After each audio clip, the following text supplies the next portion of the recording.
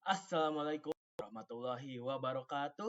Halo teman-teman semua, kembali lagi bersama saya Nurul Farsi Pratama dan selamat datang kembali di channel saya. Pada video kali ini kita akan membahas kembali tentang seputar dunia MTCNI, di mana untuk topik yang kita bahas itu adalah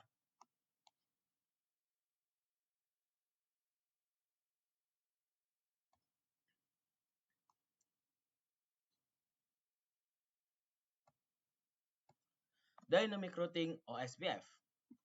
Nah, jadi untuk pembahasan kali ini itu ada 4 materi di mana kita akan menuju ke pengenalan OSPF, lalu konsep dasar OSPF, ada OSPF area, dan nanti kita akan menjelaskan jenis-jenis OSPF area. Nah, tanpa berlama-lama lagi, langsung saja kita ke pengenalan OSPF. Pengenalan OSPF. OSPF atau Open Shortest Path First adalah protokol dynamic routing yang digunakan untuk menentukan jalur terbaik dalam jaringan menggunakan algoritma shortest path. OSPF termasuk jenis IGP yaitu Interior Gateway Protocol dan sering digunakan pada jaringan skala menengah hingga besar. Fungsi OSPF itu adalah menentukan jalur tercepat dalam jaringan, memperbarui routing secara otomatis, mempermudah pengelolaan jaringan besar, dan mendukung banyak router dan subnet. Cara kerja OSPF itu, router OSPF saling bertukar informasi jaringan, lalu router membentuk neckbore, dan router menghitung jalur terbaik. Setelah itu routing table diperbarui otomatis.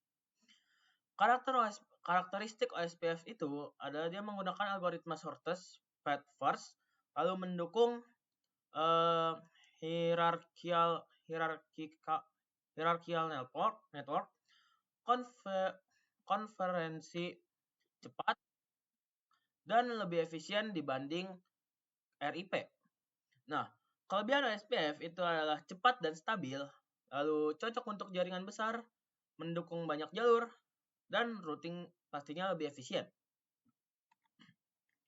Nah, untuk konsep dasar OSPF sendiri, OSPF bekerja dengan cara router saling bertukar informasi routing untuk membangun database jaringan, kemudian menghitung jalur tercepat menuju tujuan. Cara kerja OSPF itu tadi sudah kita jelaskan bahwa pertama itu router akan membentuk hubungan neckbore. Router bertukar informasi jaringan, router membuat topologi database, router menghitung shortest path, routing table diperbarui otomatis. Nah, untuk komponen dasar OSPF sendiri itu yang pertama ada router ID yaitu identitas si router OSPF-nya. Dan kedua itu ada area yaitu pembagian jaringan OSPF. Yang ketiga itu ada neckbore di mana hubungan antar router, dan yang terakhir itu ada link state database di mana data topologi jaringan. Nah, untuk karakteristik OSPF tadi juga sudah dijelaskan ya teman-teman. Jadi langsung saja kita ke OSPF area. OSPF area adalah pembagian wilayah atau segmen dalam jaringan OSPF yang digunakan untuk mempermudah pengelolaan routing dan mengurangi beban kerja router. Dengan area, jaringan besar dapat dibagi menjadi beberapa bagian, sehingga pertukaran informasi routing menjadi lebih efisien. Fungsi OSPF itu adalah mengurangi traffic routing, mempercepat progress routing, lalu mempermudah manajemen jaringan besar, dan mengurangi beban CPU dan RAM router. Jenis OSPF area itu ada 5, yaitu backbone area, standard area, stub area, lalu NSSI yaitu not substation area, dan yang terakhir itu sudah. Nah, selanjutnya di sini konsep kerja OSPF area di mana router dalam area saling bertukar informasi. Semua area harus terhubung ke area 0. Area membantu memperkecil database routing. Keuntungan menggunakan area yaitu ada routing lebih efisien, jaringan lebih stabil, mengurangi penggunaan resource router, dan yang terakhir itu cocok untuk jaringan besar. Nah, di sini kita akan menjelaskan lebih lanjut tentang jenis-jenis OSPF area. Yang pertama itu tadi adalah backbone area, di mana ini disebut sebagai area 0. Backbone area adalah area utama dalam SPF yang menjadi pusat komunikasi antar area. Karakteristiknya itu disebut area 0. Semua area harus terhubung ke area 0 dan terakhir itu menjadi jalur utama pertukaran routing. Fungsi dari backbone area itu adalah menghubungkan semua area OSPF dan mengatur distribusi informasi routing. Nah, kita lanjut ke area kedua, di mana itu adalah standar area. Di mana standar area adalah area normal yang dapat menerima semua jenis informasi routing OSPF. Karakteristiknya dari standar area ini itu adalah menerima internal route, menerima external route, dan tidak memiliki batasan routing. Fungsinya itu digunakan pada jaringan umum dan mendukung seluruh fitur OSPF. Nah, selanjutnya di sini ada stop area. Di mana stop area adalah area yang membatasi informasi routing eksternal untuk mengurangi beban router. Karakteristiknya itu tidak menerima external route, menggunakan default route, dan routing table lebih kecil. Fungsinya itu adalah menghemat resource router dan cocok untuk cabang kecil. Nah, yang keempat itu adalah totalis stable area, yaitu di mana totalis stable area adalah pengembangan stub area yang lebih membatasi informasi routing. Karakteristiknya itu hanya menerima default route, tidak menerima summary route dan external route, dan terakhir itu routing table-nya itu sangat kecil. Fungsinya mengurangi beban routing lebih besar dan cocok untuk jaringan kecil. Jadi ini hampir sama dengan si stub area yang biasa ya teman-teman.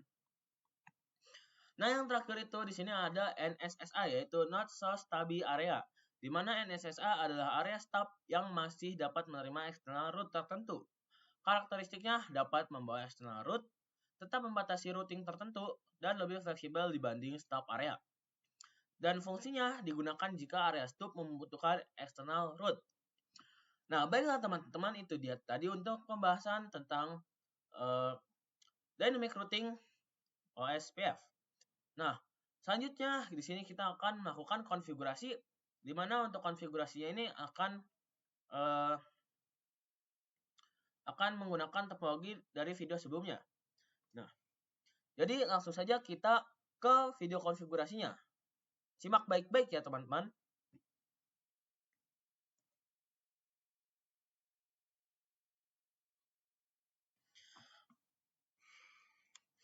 Baiklah teman-teman, jadi ini kita sekarang beralih ke konfigurasinya teman-teman. Untuk konfigurasi dynamic router OSPF, di sini kita menggunakan set topologi dari video sebelumnya. Di mana topologinya sini itu dari topologi static routing, di mana kita sini ada 4 router dan 4 VPC ya klien ya teman-teman. Nah, jadi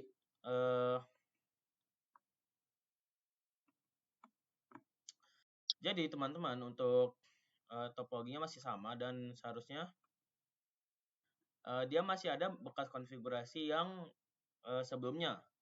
Nah, jadi pertama di sini kita buka dulu si terminal dari routernya.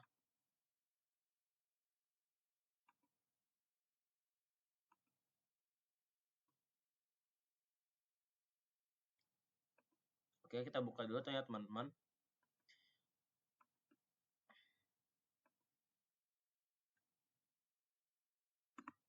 Nah. Oke teman-teman, jadi di sini dia sudah terbuka ya. Jadi settingannya masih sama seperti di video sebelumnya. Dimana di sini dia masih router 1, 2, 3, dan 4. Lalu kita langsung saja beralih ke Winbox ya teman-teman. Di sini di Winbox, kita pergi ke Winbox router 1 dulu. Dimana untuk langkah pertama itu, kalian pergi ke menu IP, lalu kalian ke Roots. Dimana di Roots ini, kalian di sini disable konfigurasi yang sudah kita tambahkan sebelumnya, dimana konfigurasi statik yang kita tambahkan. Nah, di sini kan ada 3, ya sudah kita ini disable saja. Nah, ini kita disable. Dan di router di Winbox router 2, 3, dan 4 juga lakukan hal yang sama. Jadi di sini kita di router 2 ke IP roots. Lalu untuk yang AS ini kalian bisa disable saja. Nah, ini kita disable. Sudah. Lalu ke router 3. Di sini juga kita disable.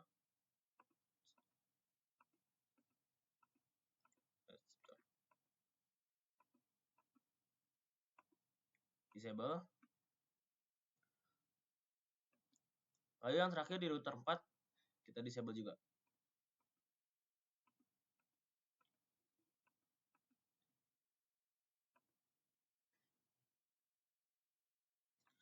Nah, jika sudah di disable seperti ini, oke teman-teman, jadi jika ini sudah di disable, nah ini sudah terdisable semua ya teman-teman. Jadi jika ini semua dia sudah terdisable ya teman-teman, kalian pergi ke menu routing, ada menu routing. Lalu kalian pergi yang ke SPF ini, kalian pilih yang SPF, dan di sini ada yang namanya area, di mana ini adalah si OSPF area ya teman-teman. Jadi dia sudah dijelaskan tentang SPF area ini di tadi. Nah, jadi sekarang langkah pertama yang kalian harus lakukan di menu OSPF ini, kalian pergi ke instance, di mana kalian klik new, dan di new ini kalian tinggal langsung apply saja, lalu oke. Jika sudah kalian apply, kalian pergi ke area, di mana di area ini klik new, namanya ini bisa kalian ganti menjadi backbone. Backbone seperti ini ya teman-teman. Jika sudah kalian apply lalu oke. Nah, sekarang di sini kalian pergi ke interface templates, di mana kalian klik new, lalu kalian klik yang tambahkan network di sini. Untuk networknya kalian isi itu adalah 10.10.10.0/24, di mana ini adalah network dari si router 1 ya teman-teman. Jadi di sini ada network dari si router 1 dan router 2. Lalu jika sudah kita apply lalu oke. Dan selanjutnya kita tambahkan juga network yang router 1 mengarah ke VPC 3 atau si client 1. Jadi di sini kita tambahkan 192.1.1.0/24. Jika sudah, ini area yang pastikan backbone, network type broadcast, dan jika sudah ini kalian apply lalu oke. Nah, selanjutnya kalian pindah ke router 2, di mana router 2 juga kalian lakukan hal yang sama. Di mana di sini kan dia sudah terdisable semua. Kalian ke routing, di routing ke OSPF. Di OSPF, kalian pergi ke instance, new, apply, lalu oke.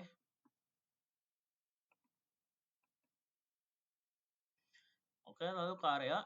Di area sama juga kalian di sini ganti backbone. Backbone, apply, lalu oke.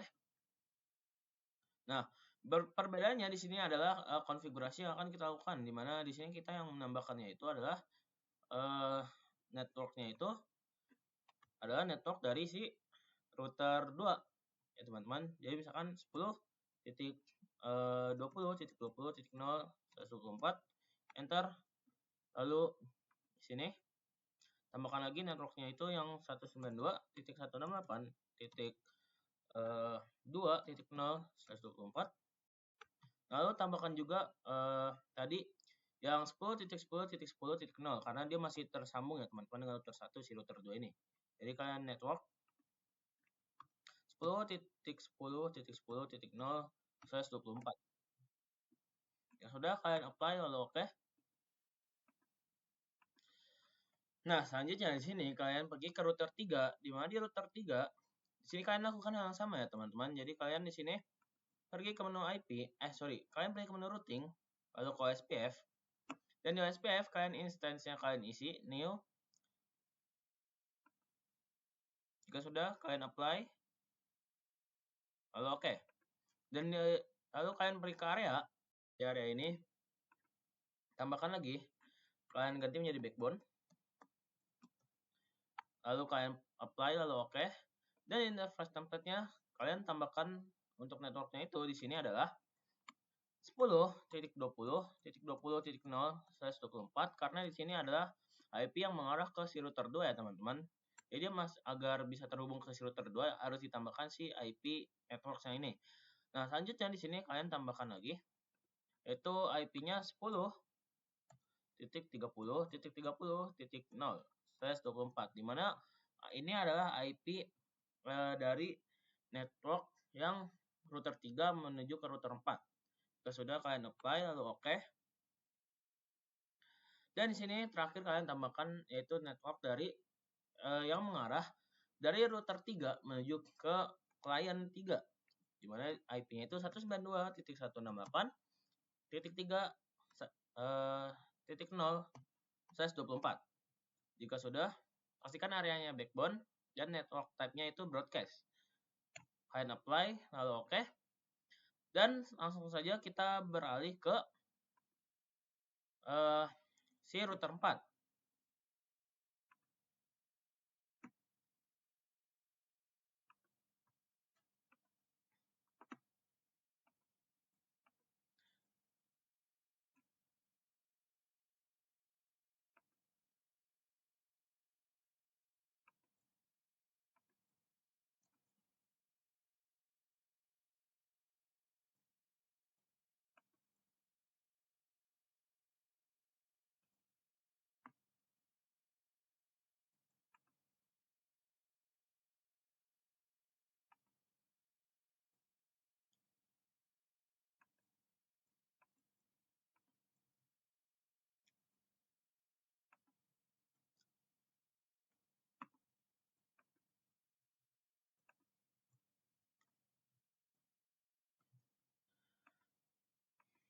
Oke, di sini jadi kita sudah di router 4. Di mana di router 4 ini langsung saja kita ke routing, lalu ke SPF. Nah, untuk sini kalian hanya perlu menambahkan 2, di mana yaitu si IP network yang menuju ke router 3 dan IP network yang mengarah ke klien 4. Jadi di sini kita langsung saja apply. Oke. Lalu areanya juga kita ganti backbone lagi. Backbone, apply, lalu oke. Dan langsung saja di sini kita isi networknya. Yang pertama itu 10.30.30.0/24. Jika sudah, kalian apply, lalu oke. Dan yang terakhir di sini adalah 192.168.4.0/24. Sorry, ini belum ditambahkan ya. Nah, jadi 192.168.4.0/24. Jika sudah, kalian apply, lalu oke. Nah, jadi di sini dia sudah bertambah ya, teman-teman. Jadi kalian bisa cek di mana di IP di root listnya itu. Di sini seharusnya dia sudah bertambah ya, teman-teman, untuk si dynamic ininya. Dynamic aktifnya. Di dynamic root listnya di sini bahwa sudah ada keterangannya dynamic lalu aktif untuk O-nya itu OSPF, di mana di sini yang sudah kita tambahkan. Nah, jadi di sini untuk masing-masing router dia seharusnya sudah bisa saling koneksi ya, teman-teman. Jadi kita juga bisa cek di router 1. Oke. Kita cek di router 1, di mana di sini kita pergi ke root. Oke. IP routes. Dan kita cek sebentar. Nah, di sini dia juga sudah ada ya untuk dynamic OSPF-nya. Ya, di sini dia masing-masing VPC seharusnya sudah bisa saling terhubung. Nah, jadi bisa kita pergi ke Pinet Lab.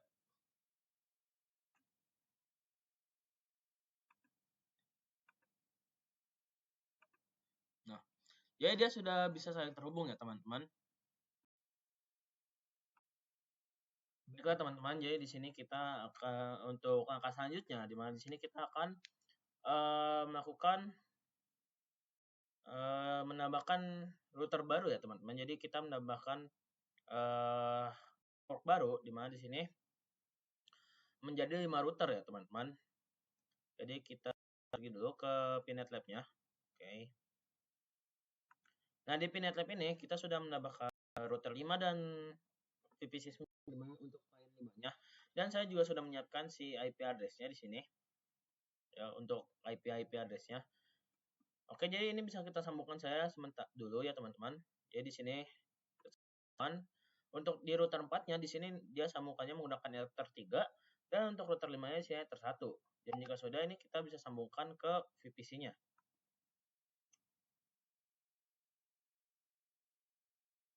Nah, ini sudah ya, teman-teman. Ini sudah kita hubungkan untuk routernya. Jadi sebelum ke router ini, saya ingin menjelaskan di mana di sini kita sebelum itu tadi kita harusnya melakukan testing dulu ya teman-teman. Misalkan di sini kita ingin testing dari di sini misalkan kita di sini itu adalah bentar.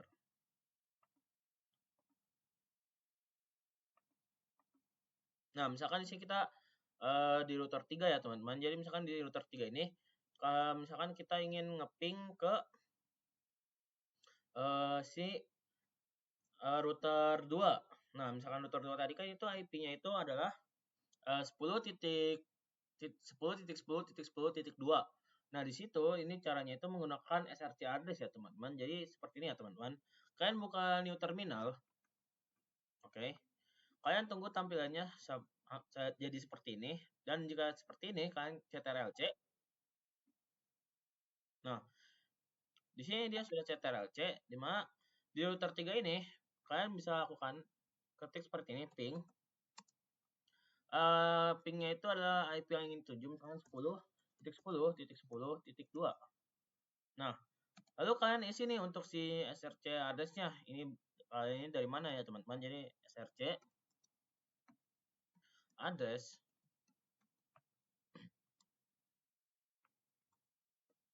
sama dengan sama dengan 192.168.3.1. Enter. Nah, bisa kita lihat bahwa di sini dia sudah bisa melakukan ping ke si router ya, teman. Si router 2 yaitu di mana IP-nya 10.10.10.2 ya, jadi dia sudah terhubung ya, teman-teman.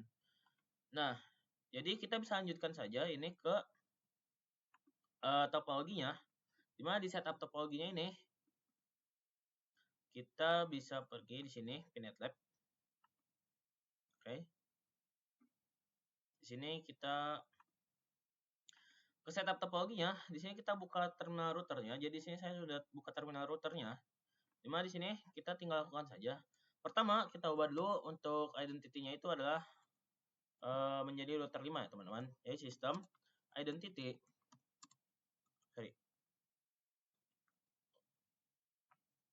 Sistem identity. Lalu di sini itu kalian ketik set lalu name-nya sama dengan misalkan di sini router 5. Router 5. Jika sudah kalian enter. Nah, jika sudah kalian enter di sini, lalu kalian cek IP neckboard-nya apakah dia sudah terhubung dengan si router 4 atau belum. Jadi kalian ketik IP neckboard.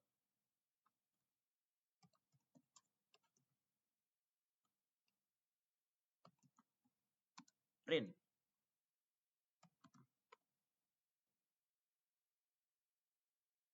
Nah, oke, jadi dia di sini sudah terhubung ya, teman-teman, untuk si si router 4-nya. Nah, sekarang yang terakhir itu kalian ini bisa aktifkan si Romon-nya, teman-teman. Jadi kalian ketik tool Romon, lalu set enable sama dengan yes. Nah, jadi fungsinya si Romon ini nanti untuk membuka si Winbox-nya ya, teman-teman. Nah, ini sudah selesai. Dan kita bisa cek untuk selesai itu, kalian ketik tool Romon, lalu kalian print untuk mengecek apakah dia sudah ter-enable atau belum. Nah, jika sudah di sini, kalian sekarang pergi ke Winbox router 4 ya, teman-teman. Jadi kalian pergi ke Winbox router 4. Sebentar.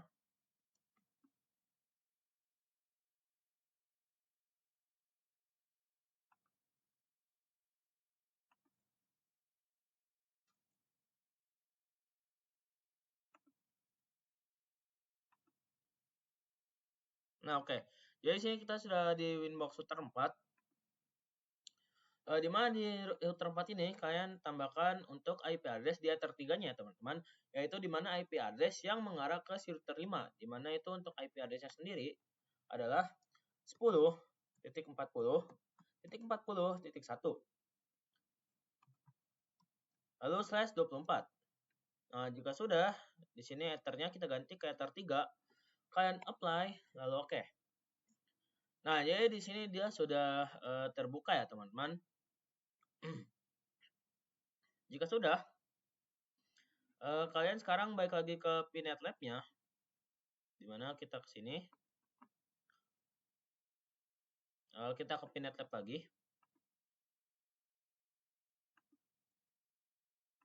Dimana di Pinet Lab ini, di sini saya sudah siapkan ya untuk IP-nya, teman-teman. Jadi di sini 10.40.40.1,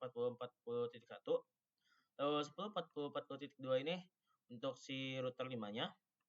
5.1 di sini untuk router 5 di ether 2, dan di sini 192.168.5.2 ini untuk si VPC-nya. Nah, jadi angka yang kalian lakukan ini di sini adalah kalian pergi ke Winbox yang router 1. Oke. Kalian Winbox router 1. Lalu kalian klik new di sini. Kalian tambahkan Winbox baru. Oke. Jika sudah kalian tambahkan Winbox baru,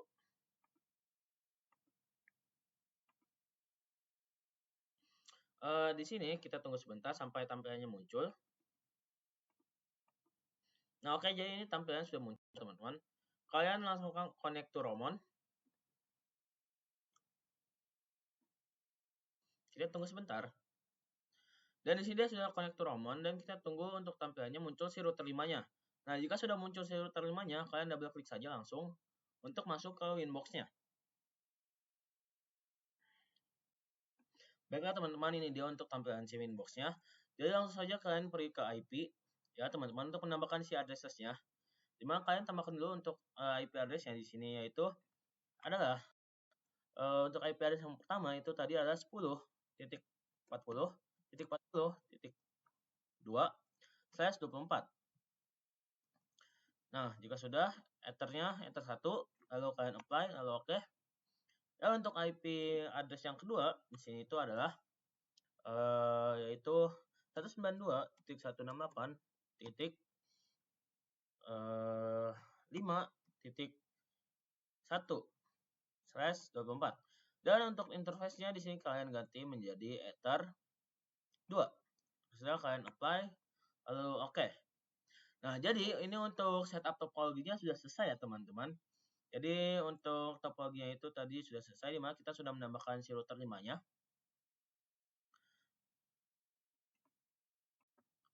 Baiklah teman-teman, jadi selanjutnya kita di sini lakukan konfigurasi pada si router 5-nya ini ya teman-teman. Jadi langkahnya itu kalian buka dulu si router 5-nya ya teman-teman.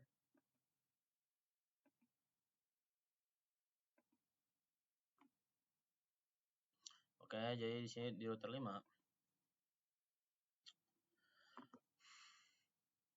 Oke teman-teman, jadi langkah selanjutnya itu adalah kalian di sini kita konfigurasi si router 5-nya ini ya teman-teman. Jadi langkah pertama ini kalian pergi ke si router 5-nya, di mana di router 5 ini kalian pergi ke routing, lalu kalian pergi ke OSPF, lalu kalian klik new. Di sini jangan lupa OSPF instance only ya teman-teman. Sebentar.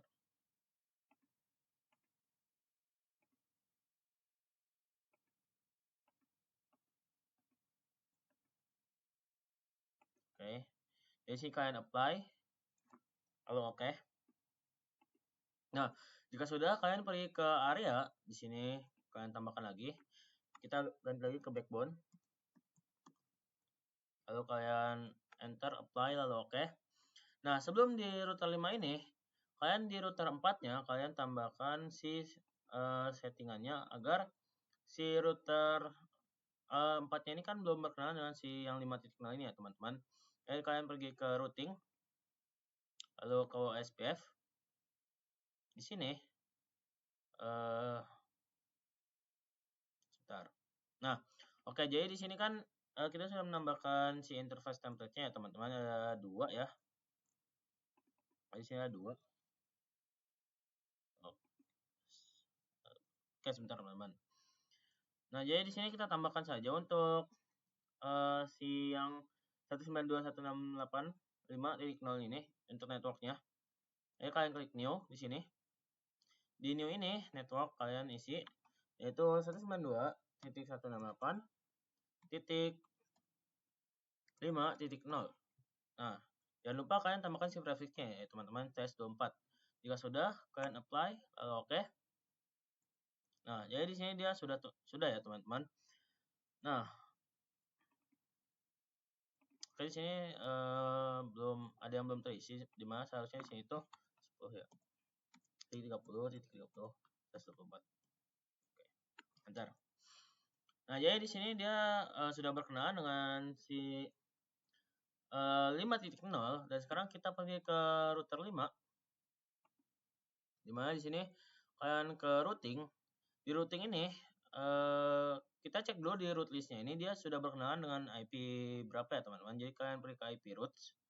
Di IP roots di sini kita lihat bahwa dia sudah terhubung dengan IP yang mana saja, dengan router yang mana saja. Ya di sini.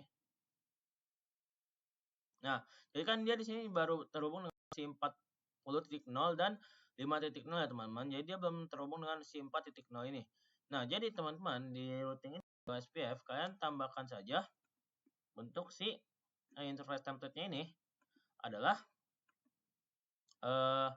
IP si router 5-nya, network router 5 dan network router 5 ke 4 dan network router 5 ke VPC 9. Nah, jadi untuk si OSPF atau si dynamic routing ini kalian tidak perlu capek-capek apa sih namanya menambahkan si rules-nya satu persatu di setiap router. Jadi kalian cukup di satu router saja, di routernya masing-masing kalian tambahkan IP-nya dan nantinya itu akan saling terhubung ya teman-teman. Jadi di sini langsung saja kita tambahkan di mana di sini adalah networknya 10.40.0/24. Jika sudah kita apply lalu oke.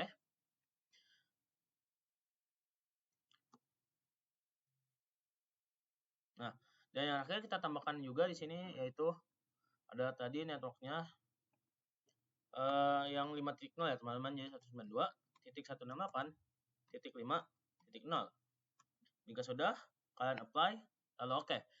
Nah, jadi di sini dia sudah selesai teman-teman untuk konfigurasinya dan kalian bisa cek untuk si IP root list-nya apakah dia sudah terhubung dengan si router 5 ini atau belum ya teman-teman. Jadi kalian bisa cek di router 1, misalkan di router 1 ini, kalian pergi ke menu IP dan kalian ke roots.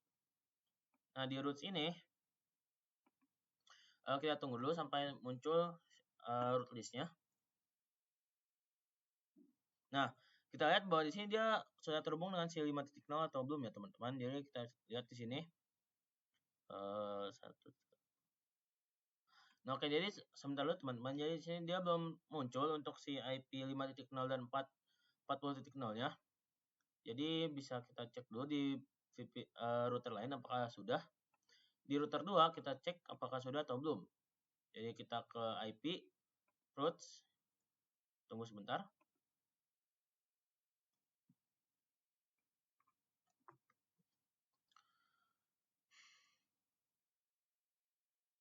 Oke, jadi di sini juga jadi kita bisa cek dulu untuk konfigurasinya di sini apakah ada yang salah atau tidak ya teman-teman. Jadi di sini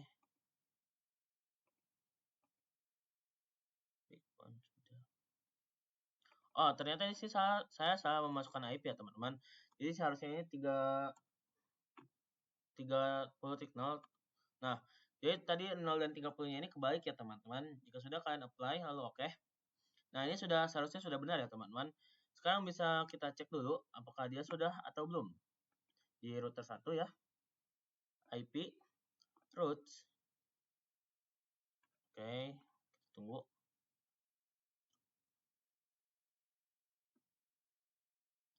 Oke, jadi di sini untuk 4.0 sudah muncul. Kita lihat dulu, tunggu untuk si 5.0 apakah muncul atau belum. Kita coba cek lagi di router 2.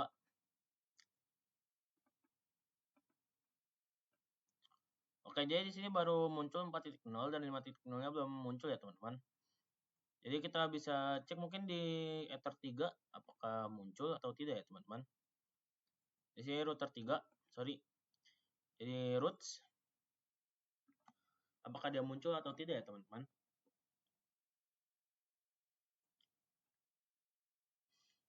Oke, ternyata di sini sama. Kita cek dulu di routingnya. SPF.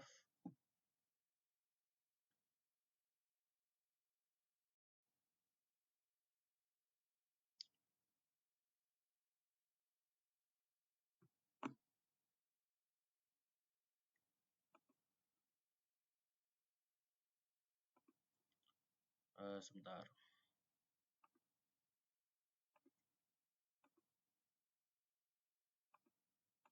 Sebentar ya, teman-teman. Jadi di sini kita cek dulu di IP. Kedua dia CP routing.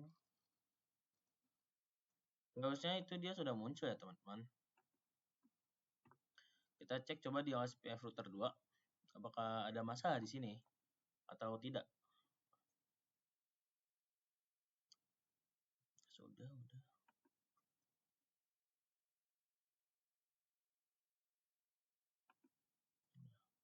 Kita cek di router 5-nya.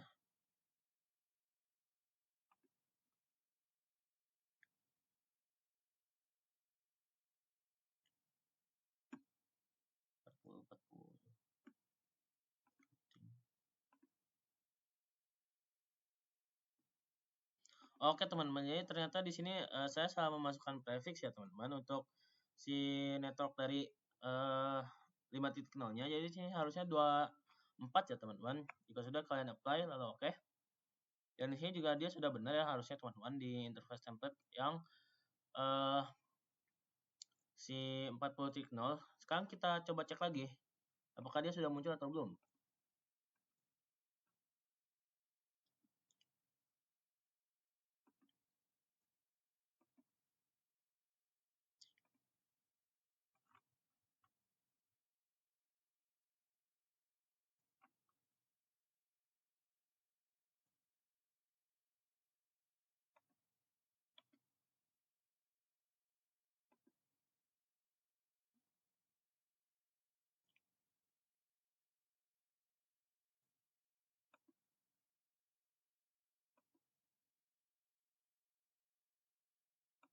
Oh, ternyata di sini sudah backbone, oke, sudah.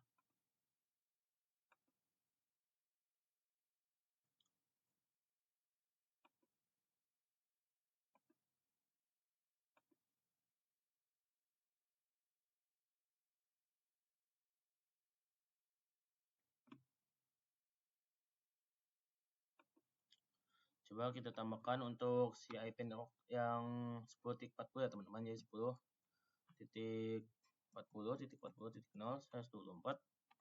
Seharusnya itu dia sudah terhubung ya, teman-teman. Oke, jadi di sini sudah tambahkan. Apakah dia bisa terhubung atau belum?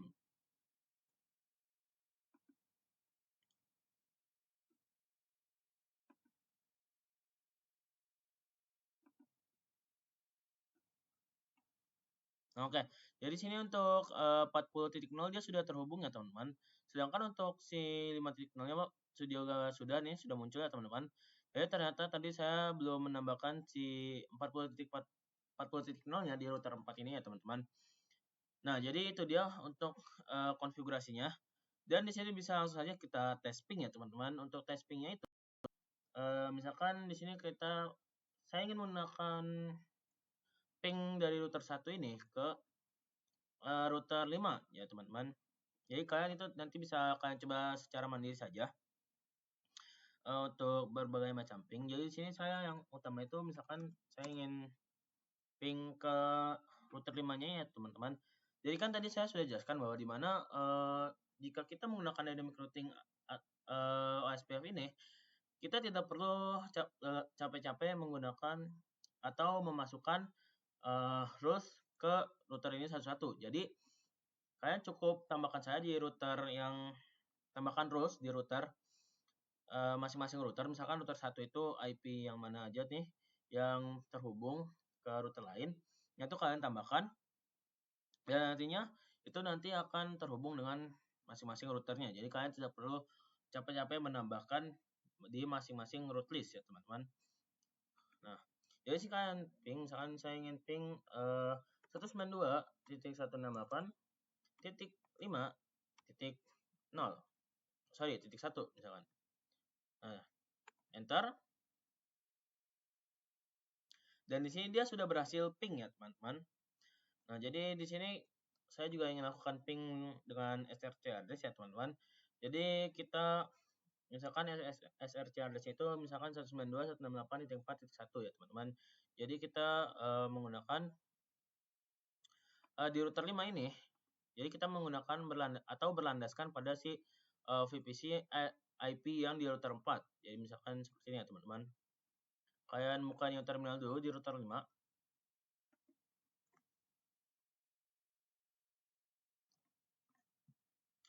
Jika sudah ini kalian ctrl-c. Nah, di sini kalian bisa ping mana IP yang ingin kalian ping. Misalkan di sini saya ingin yang 10.10.10.2 untuk si IP yang di router 2 ini. Nah, lalu SRC address-nya sama dengan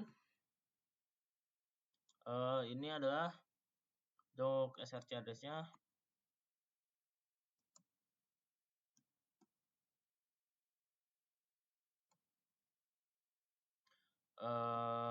berapa tadi? Untuk SRC address-nya 192.168.4.1. Nah, ini dari si yang router 4 ini ya, teman-teman. Jika sudah, kalian enter. Sebentar.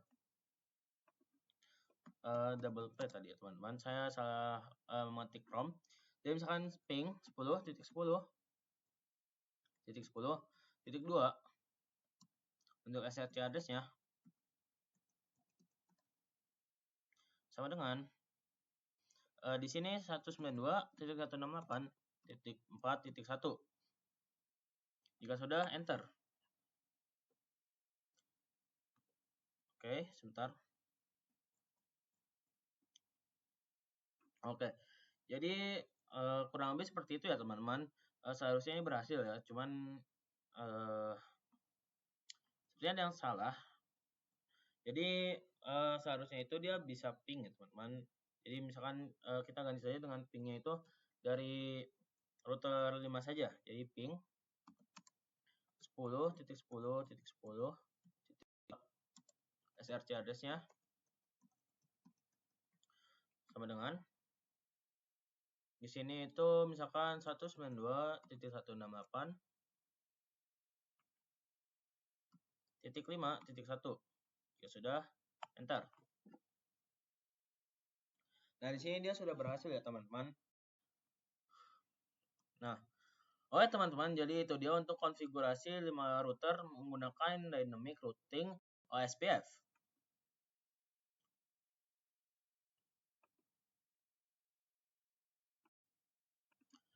Oke teman-teman, jadi selanjutnya ini saya akan melakukan konfigurasi untuk menyebarkan informasi si default route ya teman. Jadi singkatnya saja ini kita akan melakukan konfigurasi untuk si router ini bisa masing-masing router ini bisa terhubung ke internet ya teman-teman. Jadi kan bahwasanya kita ketahui yang bisa terhubung ke internet itu hanya router yang terhubung ke ISP langsung. Nah, sebenarnya bisa saja kita tambahkan lagi ISP-nya ke masing-masing router, tetapi itu menurut saya akan membuang resource dan makan waktu. Jadi untuk mempermudahnya di sini kita akan langsung saja menggunakan distribute default route, di mana di sini kalian pergi pada menu inbox di router 1. Jadi di router 1 ini kalian pergi ke routing. Di routing kalian pergi ke OSPF dan di sini kan kita pergi ke menu instance. Nah, di sini kita sudah menambahkan OSPF instance-nya. Kalian double klik saja. Nah, di sini kalian pergi ke yang organite default. Nah, di organite default ini kalian ganti menjadi if installed.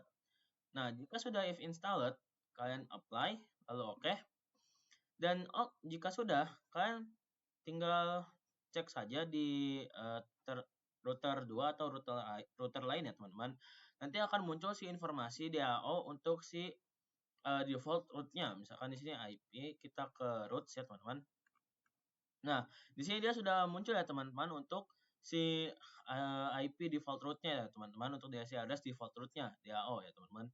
Jadi bisa kita tes ping saja, misalkan di router 5 ini, dia juga pastinya sudah tentu sudah terhubung ya teman-teman. Nah, di sini DAO 00000 untuk gateway-nya 10.40.40.1 yang akan terhubung ke Ether 1. Nah, jadi kita tes saja ping di sini. Kalian ke new terminal. Jika sudah, ini kalian bisa ctrl-c. Oke. Nah, di sini kalian bisa tes ping saja. Di sini ping 8.8.8.8. Jika sudah, kalian enter. Oh, sebentar. Kalian set dulu di sini di router satunya. Oke, teman-teman, di router 1 di settingan winbox-nya.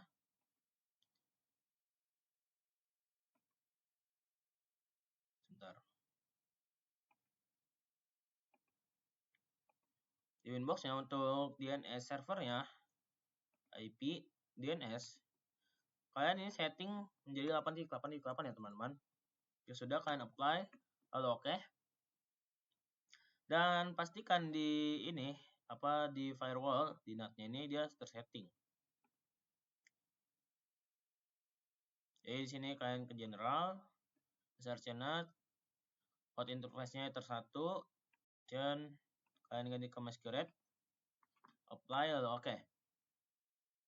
Nah, ini dia sudah selesai teman-teman. Oh, ternyata dia sudah ditambahin ya teman-teman untuk si router 1 ini, di mana NAT-nya sudah masquerade SRC NAT. Nah, jadi jika sudah, ini kalian bisa langsung lanjut saja tes ping. Kita coba.